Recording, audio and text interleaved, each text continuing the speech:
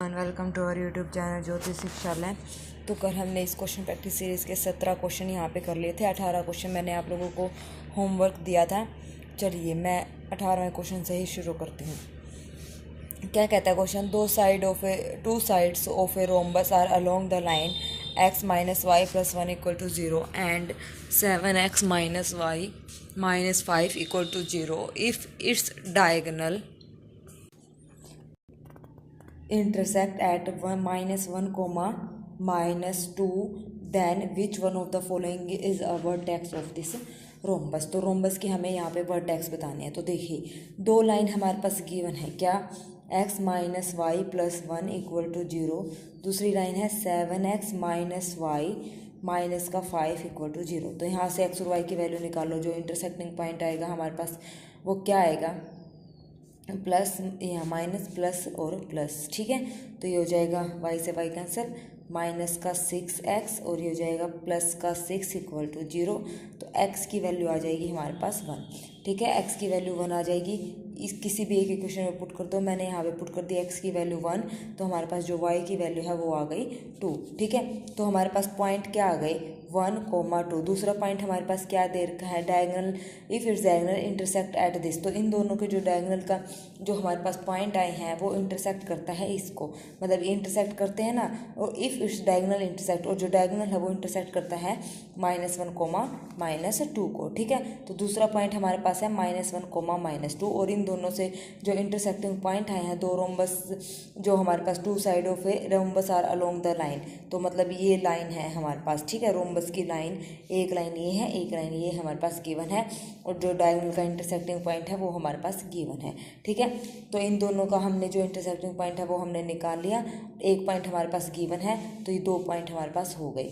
अब यहाँ से क्या होता है, हम यहाँ से एक इक्वेशन बनाते हैं। कैसे, देखो 1, 2 -1, -2। तो y माइनस y1 यानी कि 2 डिवाइड बाई x माइनस 1, ठीक है, x माइनस x1। यहाँ पे हम क्या करेंगे, y2 माइनस y1 किसके इक्वल होगा, y2 हमारे पास -2 -1 तो ये किसके इक्वल, -4 -2, माइनस से -2 2 जा 4। तो हमारे पास ये आ गया, ठीक है। क्या आ गया, 2 2 जा 4। तो हमारे पास ये आ गया। तो यहाँ से जब इसको सोल्व करेंगे तो y minus 2/2 is equal to x minus 1, यहाँ पे कुछ नहीं बचा तो क्या आया, 1 आया, ठीक है। तो ये आ गया हमारे पास। अब यहाँ से जब इसको सोल्व करेंगे, ठीक है, क्योंकि इसको मैं y माइनस 2 को मैं इसके नीचे ले आई, ठीक है, is equal to x minus 1/1 हो गया। अब इसको सोल्व करेंगे तो यहाँ हमारे पास यहाँ पे क्या आएगा, y minus 2 is equal to 2x minus 1। मतलब मैंने ऐसे कर दिया, y minus 2 upon x minus 1 था ना, इज इक्वल टू 2 बचा था। तो इसको सीधा सोल्व कर लो, ये हो जाएगा 2x माइनस 2, -2 से -2 cancel, y is equal to 2x। हमारे पास ये दूसरी लाइन आ गई, ठीक है। अब देखो, अब जो रोम्बस है वो क्या बोला है, विच of the following vertex of this rhombus का फॉलोइंग वर्टेक्स हमारे पास क्या होगा, ठीक है। रोम्बस परपेंडिकुलर, देखो अब y is equal to 2x is 1 diagonal. तो जो y is equal to 2x है वो हमारा एक क्या आ गया, यहाँ पे डायगोनल आ गया, ठीक है, एक डायगोनल आ गया। और rhombus perpendicular to each other point, diagonal intersect करते हैं, एक डायगोनल हमारे पास आ गया। इंटरसेक्ट का मतलब एक दूसरे को ऐसे काटते हैं तो वो परपेंडिकुलरली काटते हैं, ठीक है, 90 डिग्री के एंगल पर काटेंगे डायगोनल, ठीक है। तो यहाँ से जो पॉइंट है, इस पॉइंट पर वो परपेंडिकुलरली एक दूसरे को क्या करते हैं, कट कर रहे हैं। तो एक लाइन हमने वो मान ली, y is equal to mx plus c, ठीक है। तो y is equal to, 2 point हमारे पास थे 1 और 2, और एक -1 -2। यहाँ से जो हमारे पास आएगा फॉर्मूला क्या निकलेगा, यहाँ पे तो होता है ये स्लोप होती है, लेकिन डायगोनल जो है इंटरसेक्ट करते हैं एक दूसरे को, तो यानी कि वो नॉर्मल होगा, ठीक है। जहाँ पर वो एक दूसरे को काटेंगे जो परपेंडिकुलर होगा, तो ये इस लाइन का क्या हो जाएगा, वो नॉर्मल हो जाएगा। तो यानी कि यहाँ पे हमें नॉर्मल की इक्वेशन निकालनी है। तो सबसे पहले m निकालो, m dy/dx होता है, dy/dx अभी सोल्व किया था पीछे, y2 minus y1 x2 minus x1, तो 2 आया था। तो इसका जो नॉर्मल आएगा वो क्या आएगा, -1/2 नेगेटिव साइन के साथ, इनटू में x प्लस में c, ठीक है। तो ये आ गया। अब c पॉइंट क्या पॉइंट है हमारे पास, इंटरसेक्ट करते हैं -1 और 2। तो y की जगह -2, x की जगह -1 पुट करेंगे तो हमारे पास यहाँ से जो c की वैल्यू आएगी वो आएगी हमारे पास, c की वैल्यू -5/2। तो एक इक्वेशन हमारे पास क्या बनेगी, यहाँ पे बनेगी y is equal to -1/2x plus C की वैल्यू है -5/2। तो यहाँ से जब इसको सोल्व करेंगे ये एक्स इसके साथ है मल्टीप्लाई में, ठीक है। तो जब इसको सोल्व करेंगे तो हमारे पास जो इक्वेशन आएगी वो आएगी हमारे पास 2y + x + 5 = 0। तो जो हमारे पास लाइन आई है वो ये आई है। अब ये दो लाइन गिवन है हमारे पास, दो लाइन, ठीक है। इनमें से कोई भी एक लाइन उठाओ तो 2y + x + 5 = 0, क्योंकि रोम्बस की लाइन है तो एक लाइन कोई भी उठाओ। यहाँ से मैंने उठा लिया यहाँ से 7x - y - 5 = 0, ये उठा ली। तो यहाँ से x और y की वैल्यू निकालो इन दोनों को सोल्व करके। तो हमारे पास जो x की वैल्यू आएगी 1/3 और y की वैल्यू -8/3 आ जाएगी। यानी कि जो हमारा आंसर आएगा वो आएगा सी ऑप्शन, यहाँ पे करेक्ट हो जाएगा। ठीक है, आया समझ में। मैं दोबारा एक बार ये रिपीट करती हूँ, क्या कहता है ये, 2 side of a rhombus are along the line. इस जो हमारे पास साइड, रोम्बस की जो साइड है दो, वो इन लाइन के अलोंग्स हैं। ये दो लाइन हमारे पास गिवन है, तो इन लाइन से हमने इंटरसेक्टिंग पॉइंट निकाला, क्या, एक्स और वाई। तो दो वैल्यू आ गई। उसके बाद if its diagonal intersect at, जो डायगोनल है वो इंटरसेक्ट करते हैं इस पॉइंट पर, ठीक है। तो यहाँ से मैंने एक क्या बनाया, एक लाइन बनाई। लाइन मैंने कैसे बनाई, मैंने यहाँ पे यूज़ किया y - y1 x - x1 का = यहाँ पे यूज़ किया y2 - y1 और x2 - x1, ठीक है। ये चीज़ मैंने यहाँ पे यूज़ करी। यहाँ पे यूज़ करके जो हमारे पास इक्वेशन आई वो आई y = 2x आई। तो यहाँ से ये एक डायगोनल आ गया। अब हमें पता है जो रोम्बस के डायगोनल होते हैं वो क्या होते हैं, परपेंडिकुलर होते हैं एक दूसरे के। तो एक लाइन हमारे पास ये है y = mx + c, और रोम्बस के डायगोनल परपेंडिकुलर हैं किस पॉइंट पर, पॉइंट है -1 - 2, क्योंकि जहाँ डायगोनल इंटरसेक्ट करते हैं उस पॉइंट पर, ठीक है, परपेंडिकुलर है। तो यहाँ पे ये होती है हमारे पास स्लोप, और रोम्बस के डायगोनल एक दूसरे के ऐसे परपेंडिकुलर हैं, तो इसका मतलब वो क्या है, नॉर्मल है। नॉर्मल परपेंडिकुलर होगा तो परपेंडिकुलर नॉर्मल पे होते हैं। तो स्लोप जो है वो निकाल के dy/dx, तो वहाँ से हमें नॉर्मल की इक्वेशन आ जाएगी, क्या, -dx/dy। तो यहाँ पे पुट कर देंगे, ठीक है। फिर इसी पॉइंट को पुट करके हमारे पास c की वैल्यू आ जाएगी। तो एक लाइन हम यहाँ से निकाल लेंगे, और वो लाइन हमारे पास आएगी 2y + x + 5 = 0। तो इनमें से कोई एक लाइन उठाओ। मैंने उठाई 7x - y - 5 = 0। तो यहाँ से जब मैं सोल्व करूँगी तो x की वैल्यू 1/3 और y की वैल्यू -8/3 आ जाएगी हमारे पास, और यही हमारे पास क्या आ जाएंगे, रोम्बस के वर्टेक्स आ जाएंगे। तो सी ऑप्शन हमारे यहाँ पे क्या हो जाएगा, करेक्ट हो जाएगा। ठीक है, आया समझ में। तो चलिए नेक्स्ट क्वेश्चन क्या कहता है, the centre of those circle who which touch the circle, इस सर्कल को टच कर रहा है externally and also touch the x axis, और आल्सो किसको टच कर रहा है, एक्स एक्सिस को वो टच कर रहा है, ठीक है। तो centre of those circle which touch the circle, तो इस सर्कल का सेंटर निकालो। C1 हमारे पास क्या आएगा, ये हमारे पास सर्कल है x² + y² -8x - 8y - 4। तो जो हमारे पास इसका सेंटर आएगा वो हमारे पास क्या आएगा, 2 चौके 8 यानी कि 4,4, ठीक है, ये आएगा 4,4। और रेडियस हमारे पास इसकी क्या आएगी, रेडियस g² यानी कि 4 का स्क्वायर होता है -c यानी कि +4। तो 4 चौके 16, 4 चौके 16 +4, तो 16 और 4 20, और 16 20 और 16 36। तो रेडियस हमारे पास आ गई कितनी, 6, ठीक है। रेडियस हमारे पास आ गई कितनी, 6। और जो इसी से हमें क्या बनाना है, एक्स एक्सिस पर वो टच कर रहा है, ठीक है, externally and touch x axis.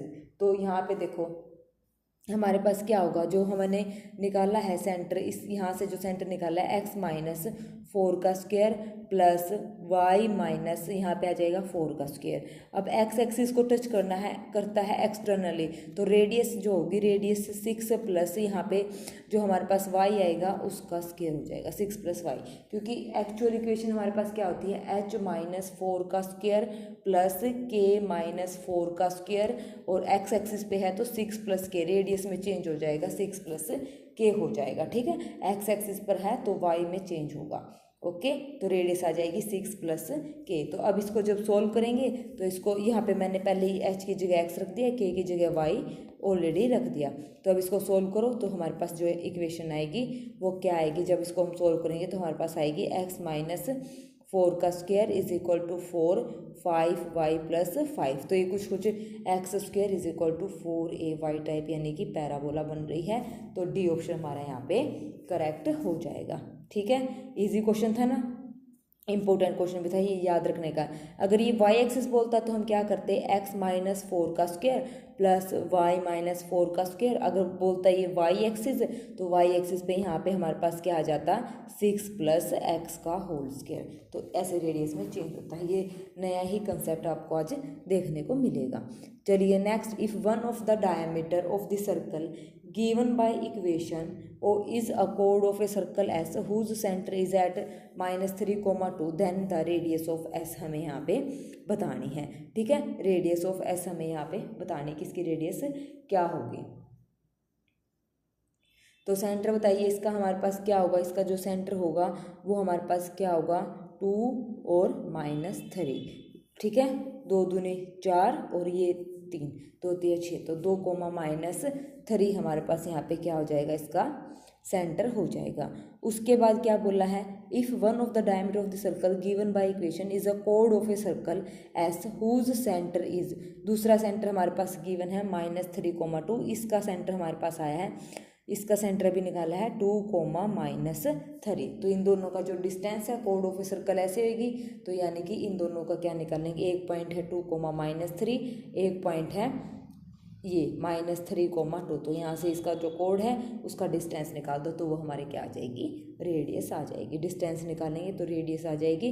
तो -3 -2 -5 का स्क्वायर प्लस 2 प्लस 3, 3 और 2 5 का स्क्वायर, तो 25 25 इसका स्क्वायर कर देंगे, तो हमारे पास जो आंसर आएगा वो आएगा 5√2। तो फर्स्ट ऑप्शन हमारे पास यहाँ पे करेक्ट हो जाएगा, फर्स्ट ऑप्शन हमारे यहाँ पे करेक्ट हो जाएगा। ठीक है, आया समझ में।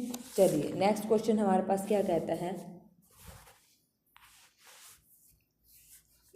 एक मिनट, डिस्टेंस हमने निकाल दिया। डिस्टेंस हमारा अभी वो जो डिस्टेंस निकला है उन 2 पॉइंट्स का, तो हमारा आया 5 का स्क्वायर यानी कि 25 प्लस 25, 25 और 25 कितना हो गया हमारे पास 50। तो ये हमारे पास कितना आ गया, 25 दूनी 50, तो 5√2 हमारे पास इसका क्या आ गया, डिस्टेंस आ गया। अब इसने बोला है क्या, रेडियस निकालनी है, डिस्टेंस नहीं बोला था, रेडियस। ठीक है, तो रेडियस निकालनी है। 5√2 इसका आंसर नहीं होगा, रेडियस, क्योंकि मैंने डिस्टेंस ही सोचा, अभी डिस्टेंस निकालना होगा, तो मेरी गलती है, कोई बात नहीं। अभी इसका क्या निकालना है, रेडियस निकालनी है। तो रेडियस क्या हो जाएगी, रेडियस हमारे पास हो जाएगी क्या, अभी हमने क्या निकाला था, वही डिस्टेंस फॉर्मूले से निकाला था। इसका क्या आया था, 5√2, तो इसकी रेडियस है 5√2 का स्क्वायर, और यहाँ पे r स्क्वायर आ जाएगा। ठीक है, प्लस में, और इन पॉइंट से जो हमारे पास रेडियस आई थी, r रेडियस हमारे पास क्या आई थी, वो आई थी 2 का स्क्वायर, 2 ये यहाँ पे आया था 2, -3, तो 2 दूनी 4, 3 3 9 और प्लस का 12, 12 और 4 16 और 9 25, यानी कि 5 का स्क्वायर। तो यहाँ से क्या हो जाएगा हमारे पास, रेडियस जो आएगी ये आएगी 25 और ये आ जाएगी 50, 50 प्लस 25, तो हमारे पास कितना आया, 5√3 हमारे पास आ गया। ठीक है, r हमारे पास आ गया 5√3, तो इसका आंसर आया हमारे पास 5√3। ठीक है, आया समझ में कैसे किया है, कंफ्यूज नहीं होना है। मैं एक बार और दोबारा बता रही हूँ, देखो हमारे पास सर्कल का एक डायमीटर गिवन है। ठीक है, ये इक्वेशन हमारे पास गिवन है। If one of the diameter of the circle given by equation is a कोड of a circle S whose centre is -3,2 then the radius of S. तो देखो मैं यहाँ पे बता रही हूँ, इसने बोला है ये, एक मिनट, इसने बोला है सर्कल का एक डायमीटर गिवन है। ठीक है, ये मतलब ये होता है हमारे पास एंड पॉइंट जो होते हैं सर्कल के, वो क्या होते हैं, डायमीटर। तो एक डायमीटर हमारे पास क्या है, गिवन है। एक सेंटर हमारे पास, कोड ऑफ ए सर्कल, कोड हमारे पास ये हो गई, सर्कल की कोड का जो सेंटर है वो एस है, ये सेंटर हमारे पास एस है। तो रेडियस ऑफ एस की, इस एस की हमें क्या बतानी है, ये कोड सेंटर हो गया, कोड का जो रेडियस सर्कल बनेगा उसका क्या होगा, ये सेंटर पॉइंट हो गया। ठीक है, सर्कल का, तो हमें क्या बतानी है, रेडियस बतानी है। तो हमने क्या किया, यहाँ से इसकी रेडियस निकाल ली, यहाँ से इस सेंटर से और इसके सेंटर से हमने क्या निकाला, डिस्टेंस निकाला, सर्कल का ऐसे डिस्टेंस निकाला। ठीक है, इसका डिस्टेंस निकालने के बाद, और जो ये सर्कल है इसकी जो रेडियस आई, उस रेडियस का हमने क्या किया, स्क्वायर कर दिया, मतलब रेडियस का हमने डिस्टेंस का स्क्वायर किया प्लस और जो रेडियस है एक्चुअल सर्कल की उसका क्या कर दिया, स्क्वायर। तो फिर यहाँ से उसको निकाल लिया। ठीक है, ऐसे हमने ये निकाला है। ठीक है, चलिए नेक्स्ट क्वेश्चन क्या कहता है, इसका आंसर आएगा हमारे पास 5√3 आंसर इसका आ जाएगा। ओके, चलिए नेक्स्ट क्वेश्चन क्या कहता है, let P be the point on the parabola y square is equal to 8x which is at a minimum distance from the centre C of the circle x square plus y plus 6 का whole square is equal to 1, then the equation of the circle passing through C having its centre at P। ठीक है, तो देखो parabola हमारे पास given है ये y square is equal to 8x, हमारे पास ये होगा पैराबोला। ठीक है, उसके बाद इसका वर्टेक्स 0 0 है तो ये वर्टेक्स ऐसे बनेगा ए इस टाइप से। ठीक है, ये हमारे पास पैराबोला हो गया। उसके बाद इसने सर्कल गिवन है 0 और -6, सेंटर मतलब ये हो गया, इस टाइप से हमारा सर्कल हो गया। सेंटर उसका गिवन है 0 और -6। ठीक है, इस टाइप से गिवन है 0 और -6। उसके बाद मिनिमम डिस्टेंस पे बोला है। उसके बाद then the equation of a circle passing through C and having its centre at P. तो सेंटर क्या होगा उसका, पी। तो देखो अब एक पॉइंट है हमारे पास, पैराबोला पे पॉइंट है, कोई भी पैराबोला है उस पर पॉइंट है हमारे पास पी। ठीक है, पी भी ये पॉइंट, ये होगा पी। और ये क्या होता है हमारे पास AT² 2AT हमारे पास है। तो हमें ये पॉइंट P निकालना है, डिस्टेंस हमें निकालना है CP। तो सर्कल यहाँ पे है तो यहाँ से सर्कल का डिस्टेंस यानी कि CP मिनिमम डिस्टेंस ही होगा हमारे पास। ठीक है, तो मिनिमम डिस्टेंस क्या होगा, CP। ठीक है, उसके बाद देखो अब मिनिमम डिस्टेंस निकालना है सेंटर से। ठीक है, ऐसे ही निकालना ना, ये सर्कल है, ये हमारे पास पैराबोला है, P पॉइंट उसके ऊपर है, सेंटर ये है, तो CP यानी कि मिनिमम डिस्टेंस हमें यहाँ पे बताना है। तो देखो कैसे बताएंगे, अब हमारे पास P पॉइंट है तो सर्कल ये है, तो सर्कल का जो सेंटर होगा यहाँ से क्या हुआ 0, -6। P हमारे पास है AT² 2AT, यहाँ से A की वैल्यू क्या आ जाएगी, यहाँ से A की वैल्यू आ जाएगी 2। ठीक है, 4AX। तो यहाँ पे रखो P पॉइंट हमारे पास क्या आ गया 2T² 4T, ये आ गया हमारे पास। तो मेन मकसद है हमारे यहाँ पे T की वैल्यू निकालना। तो अब देखो कैसे निकालेंगे, अब हमने निकाला CP। ठीक है, यहाँ पे हमने क्या निकाला CP, C सेंटर पॉइंट हमारे पास क्या है 0, -6। P अभी हमने निकाला 2T² 4T। तो डिस्टेंस निकालो, डिस्टेंस यानी कि इन दोनों पॉइंट्स का जो डिस्टेंस आएगा वो आएगा 2T² प्लस 4T प्लस 6 का होल स्क्वायर। ठीक है, ये हमारे पास आ गया। अब उसके बाद आने के बाद जब इसको हम सोल्व करेंगे तो हमारे पास जो डिस्टेंस आया है, मिनिमम डिस्टेंस बोला है इसने, तो मिनिमम डिस्टेंस के लिए हमारे पास क्या होगा, जो मिनिमम डिस्टेंस आया है, देखो मिनिमम डिस्टेंस हमारा क्या आया है D इज इक्वल टू जो आया है 4T4 plus 16T² plus 48T plus 36 इसका अंडर रूट। ठीक है, ये आया हमारे पास। अब मिनिमम इसको मैंने मान लिया f(t) मान लिया। ठीक है, इसको मैंने क्या मान लिया f(t). तो स्केयरिंग बोथ साइड मतलब ये फंक्शन एज ए टी रहेगा, मैंने यहाँ पे इसको स्केयरिंग करके ये खत्म कर दिया, तो D² को मैंने मान लिया ft। ठीक है, तो जो हमारा फंक्शन बना है डिस्टेंस वाला जो आया है ft इज इक्वल टू क्या आया 4T4 plus 16T² plus 48T plus 36, ये आ गया। अब मिनिमम पूछा था तो इसका डेरिवेटिव निकालो और उसको 0 के इक्वल रखो। इसका डेरिवेटिव निकाल के 0 के इक्वल रखेंगे तो हमें T की वैल्यू मिलेगी, वो मिलेगी -1। अब हम क्या करेंगे, डिस्टेंस ही बताना था हमें, तो P हमारे पास क्या आ जाएगा 2, -4 आ जाएगा, 2, -4। ठीक है, तो वापस से यहाँ पे हम क्या करेंगे T की वैल्यू -1 रख देंगे या फिर CP हम निकाल लेंगे। ठीक है, तो T की वैल्यू इसी इक्वेशन में दोबारा पुट कर दो FT में, तो FT हमारे पास यानी कि f(1) जो आएगा -1 वो हमारे पास क्या आ जाएगा f(-1) जब हम निकाल लेंगे वो आ जाएगा 2√2 आ जाएगा। ठीक है, यहाँ पे जब हम वैल्यू पुट करेंगे फिर उसके बाद हमारे पास एफ ऑफ -1 यानी कि ये हमारे पास मिनिमम डिस्टेंस आ गया। ठीक है, मिनिमम डिस्टेंस ही आ गया। तो फॉर्मूला वो जो सर्कल की इक्वेशन बनेगी वो बनेगी x-2 का होल स्क्वायर प्लस, क्योंकि जो P पॉइंट है वो क्या है 2, -4 नया पॉइंट, तो y प्लस 4 का होल स्क्वायर और जो रेडियस अभी निकाली है 2√2 का होल स्क्वायर। तो इसको सोल्व कर देना, हमारा आंसर आ जाएगा। ठीक है, आया समझ में कैसे करना था? तो उसको सोल्व करके आप देख लेना कौन सी आंसर हमारा यहाँ पे होगा। हमारा क्या आया है x-2 का whole square plus y plus 4 का whole square is equal to 2 दूनी 4 दूनी 8, ये तो आ गया 8। इसको सोल्व करो, ये हो जाएगा x² प्लस 4 माइनस का 4x plus Y square plus का 16 प्लस का 8y इज इक्वल टू 8। ठीक है, तो x² प्लस वाई स्क्वायर, ठीक है, माइनस का 4x प्लस का 8y, ये तो ठीक है। 16 और 4 20, 8 माइनस 20 कितना होता है -12, तो प्लस का 12। तो फर्स्ट ऑप्शन हमारे यहाँ पे करेक्ट हो गया है। फर्स्ट ऑप्शन हमारे यहाँ पे क्या हो गया, करेक्ट हो गया।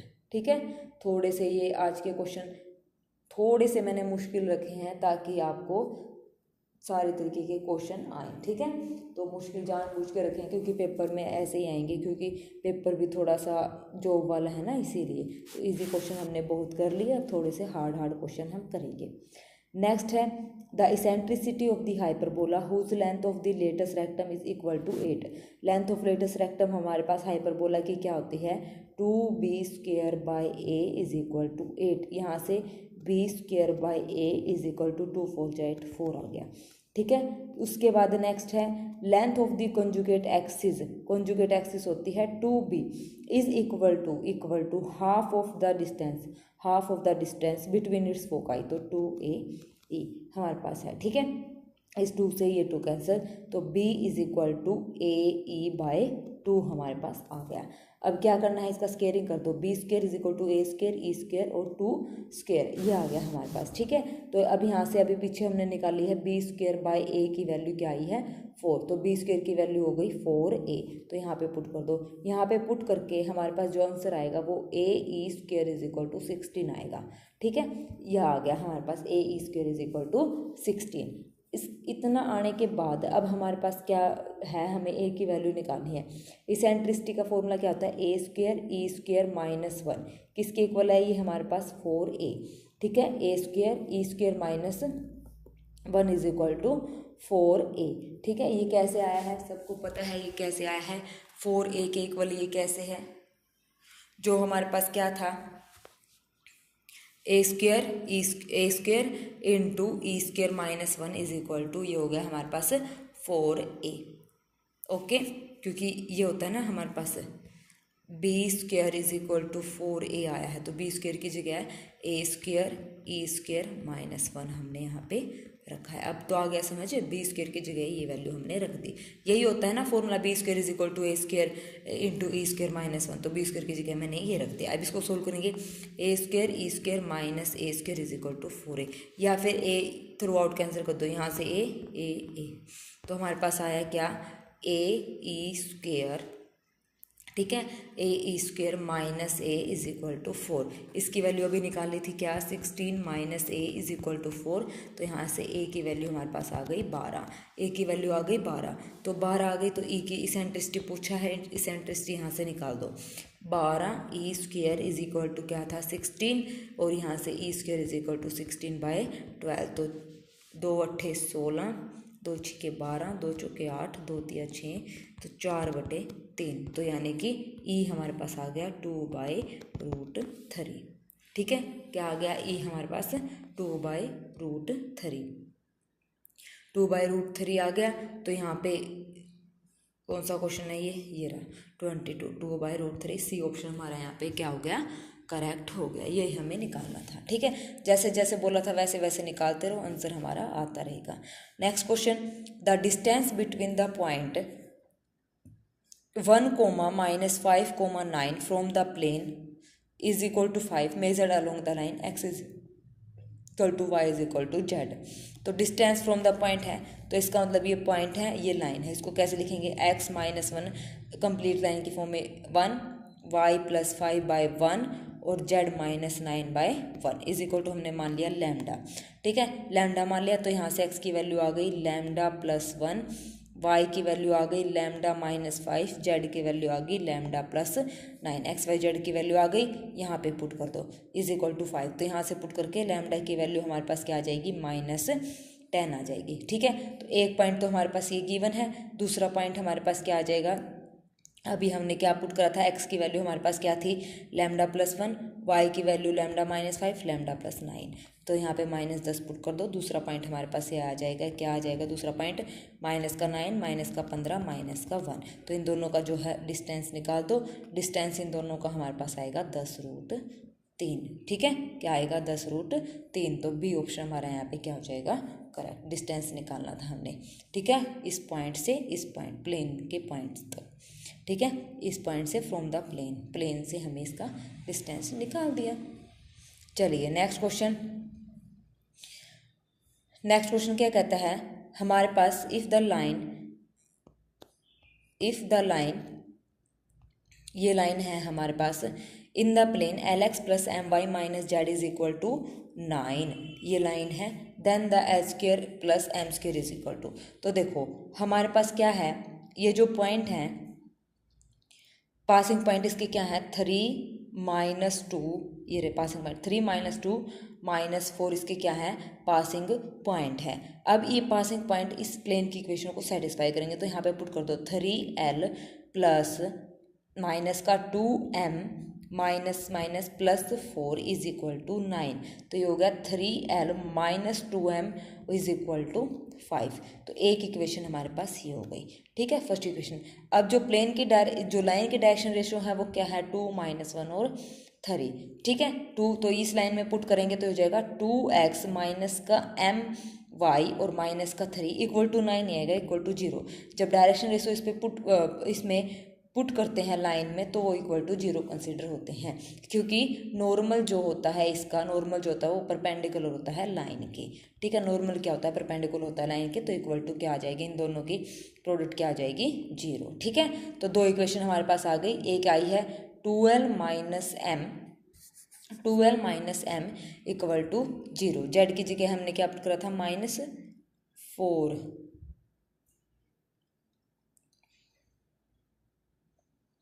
एक मिनट मैंने क्या पुट करा, एक तो हमारे पास इक्वेशन है 3L - 2M is equal to 5। दूसरी हमारे पास क्या है 2L -M और जेड की जगह 3 इक्वल टू 3 आ जाएगा।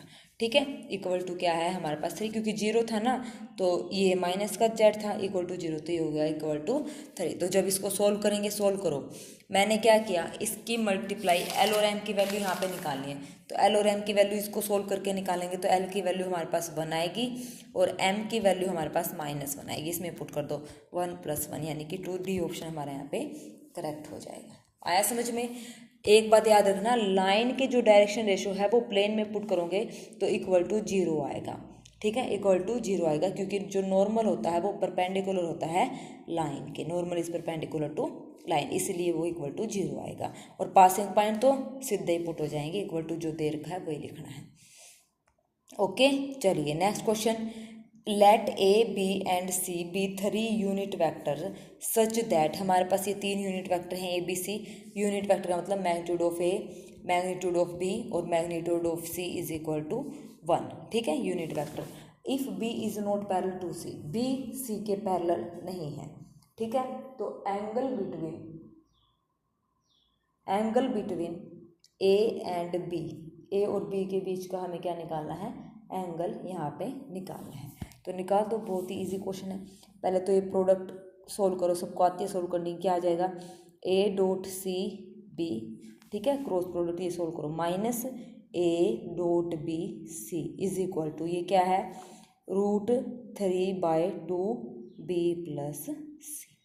ठीक है, एंगल बिटवीन B और C पैरेलल नहीं है, बिटवीन A और B के बीच पैरेलल निकालना, तो इन दोनों को लो, तो ये हो जाएगा -A.B। C का कोफिशिएंट इधर क्या है √3/2। ठीक है, यहाँ से जब इसको खोलेंगे तो यहाँ से जब खोलेंगे तो ये हो जाएगा magnitude of A, magnitude of B और ये हो जाएगा cos थीटा। ठीक है, कोफिशिएंट हमने यहाँ पे क्या किए हैं कंपेयर किए हैं।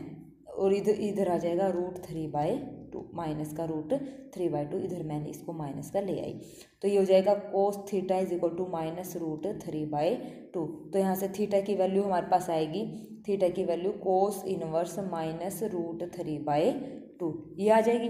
अब यहाँ से इसकी वैल्यू क्या होती है, इसकी वैल्यू होती है cos इनवर्स माइनस √3/2 की 5π/6, ठीक है, क्या होती है 5π/6। डी ऑप्शन हमारा यहाँ पे करेक्ट हो जाएगा।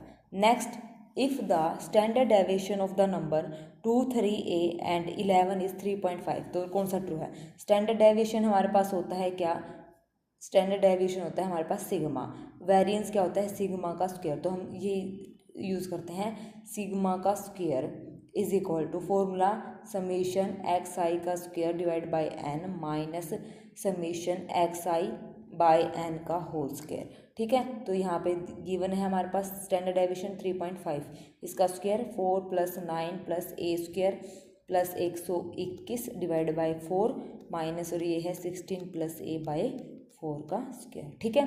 तो इसको जब सोल्व करेंगे, इसको सोल्व करके जो हमारे पास इक्वेशन आएगी वो आएगी 3a² minus 32a plus 84 equal to 0।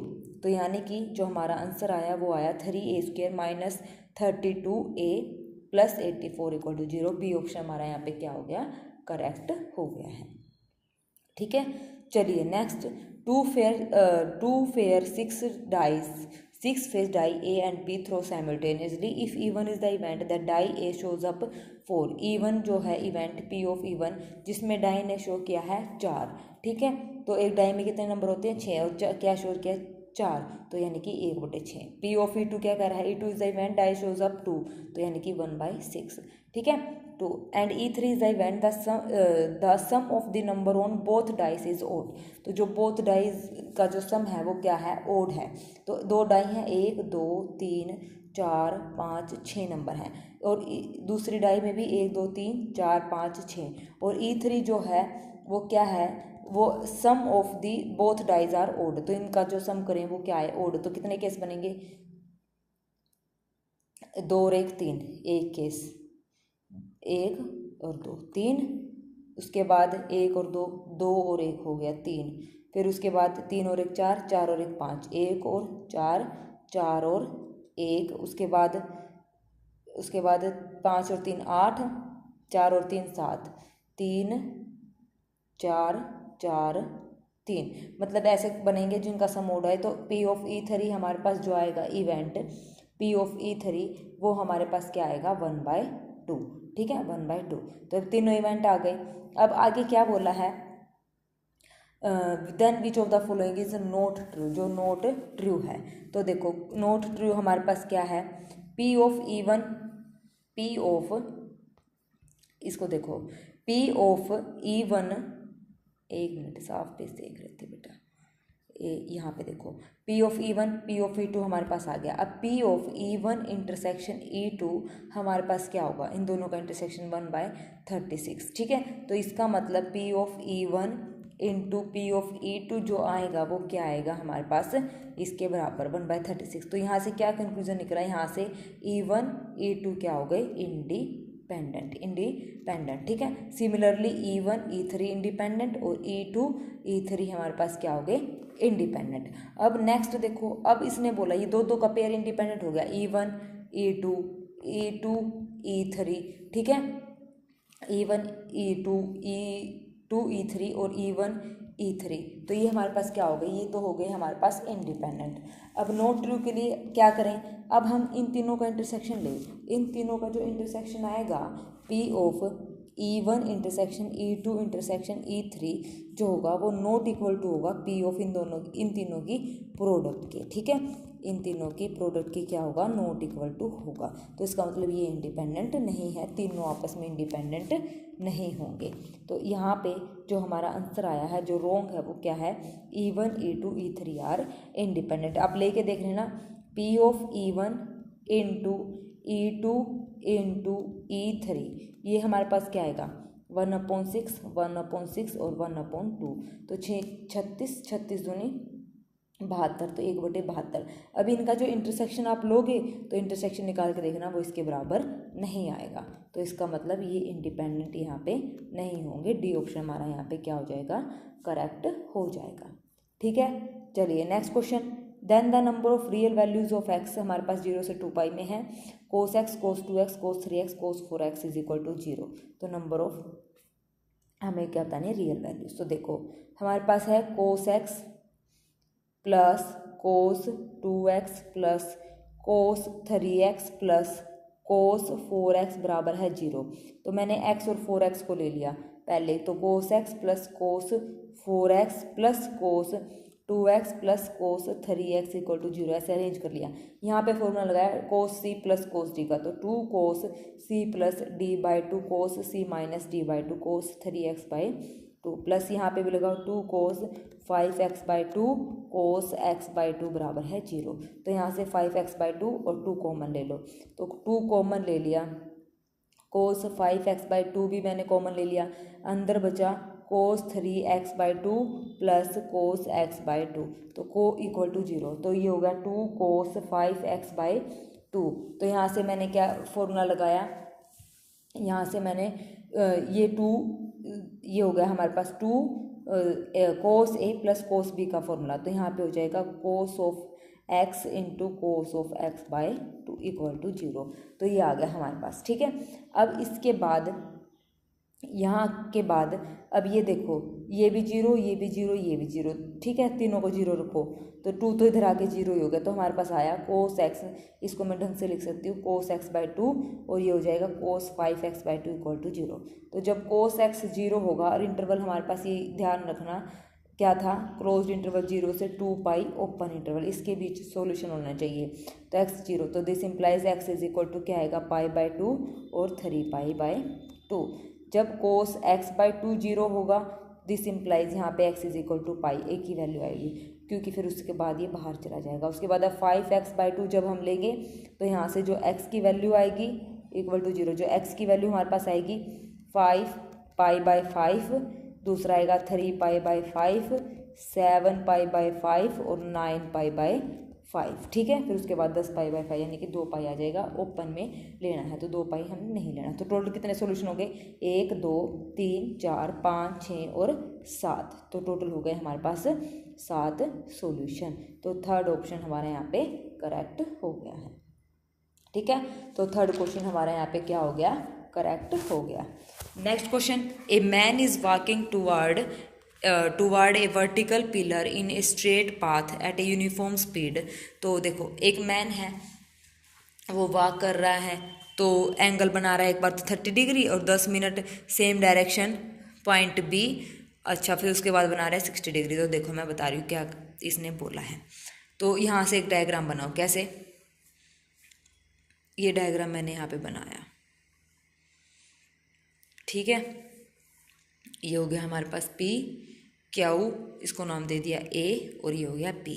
अब इसने क्या बोला है, a man is walking toward a vertical pillar in a straight path at a certain point A on the path. Observe that angle of elevation top of the pillar is 30 degree. ठीक है, तो angle of elevation top of the pillar यानी कि ये वाला जो angle है ये कितना है 30 डिग्री। After walking 10 minute from A से 10 मिनट चलने के बाद। ठीक है, उसके बाद ये यानी कि 10 मिनट यहाँ पे चला है।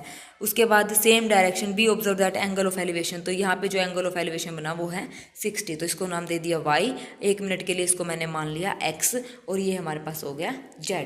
ठीक है, तो हमें यहाँ पे पी क्यू निकालना है। Then the time taken by him from B to reach the pillar. यहाँ पिलर पे पहुँचने का टाइम क्या है, तो पी क्यू सबसे पहले हम क्या निकालेंगे, पी क्यू, पिलर की जो है हाइट हम यहाँ पे पता करेंगे।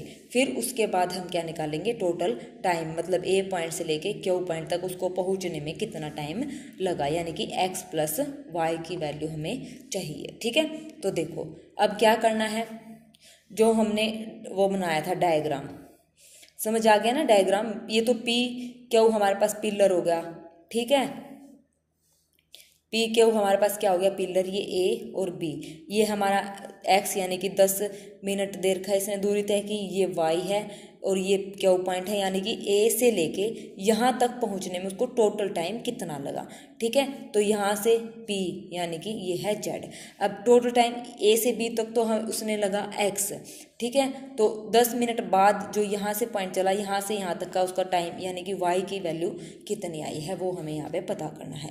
तो ये 30 है, ये 60 है। तो निकालो ट्रायंगल पी ए क्यू में, पी ए क्यू कंप्लीट में हमने यूज़ करा tangent 30 z upon x plus y. तो जेड की वैल्यू निकालेंगे, फिर उनको कंपेयर करेंगे। उसके बाद है जेड की वैल्यू टेंजेंट 31/√3, ये हो जाएगा x plus Y is equal to z. तो ये हो गया जेड की वैल्यू। दूसरा अब निकालेंगे ट्रायंगल पी बी क्यू। तो ये हो जाएगा triangle P B Q tangent 60 degree is equal to Z upon Y. तो Z is equal to √3y। तो कंपेयर करो, X plus Y upon √3 is equal to √3y। तो X plus Y is equal to 3y। तो x is equal to 2y हमारे पास आ गया। अब x की value 10 minute थी, तो यानी कि x की वैल्यू 10 मिनट है, तो y की वैल्यू 10/2 मिनट हो जाएगी।